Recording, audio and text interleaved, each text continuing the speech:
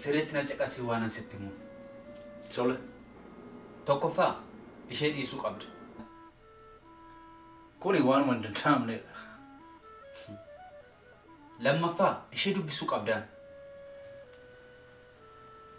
Suni hawwii qosi jalqabaadha garuu naaf hin danda'amne malee. Sadaffaa immoo osoo gubattuu jiraachuu qabdaa jechuudha. Kunoo gubachaa jira malee jaalala seetiin. Burqa osoo eebbisee dhiiftee sii wayya bara.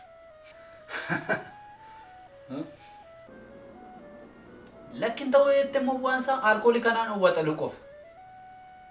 Didanda'ama sitti fakkaata salphisteen ilaalin. Eeyyan sirriitti danda'ama. Burqa yoo waan kana dhiiste akka aarsaa bareeda baaste beektaa garuu. Aarsaa maaliif fidde immoo?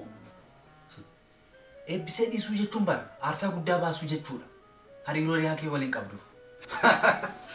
Hariiroo aarsaa. Haadha ofiif jedhanii kana dhiisuun bara beekumsa guddaa. Amma waan hin taane haasa'uu dhiisiiti akkamitti akka ishee dubbisu natti himi. Maaliif? Ani si faanaan jaaladhe moo kan hunduu natti baay'istu? Ni beektamani waan kana akkasii malee namni biraan beekne. Aboo akka gootu godhi waan ta'uu qabu sitti meen ture. Maaf akkas na laalta dhugaan sitti maa jira bara?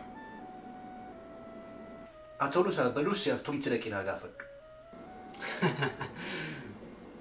Waaqa sodaadhu kana naa rakkadhu. Ana moo? Baay'een. Duratti shakkaan ture akkati maraataa taate kunoo reefuun si bara. Ati waan barbaadde yaaduu dandeessaa. Garuu jireenya gaarii akkan jiraadhu yoo barbaadde amma dhaqinaa dubbisi. Ammaal jedheen si dubbisa kan jaalatte si ibara. Akkuma ta'eeti kana naa dadhabe. Kana maaltu natti fuudhee? Har'aan booda waan kana natti kaaftee ani fati wal'amnaa. Iddoo galatoomii kun waan guddaadha naaf. Baay'ee galatoomii. Sammuun kee hojjetu bara.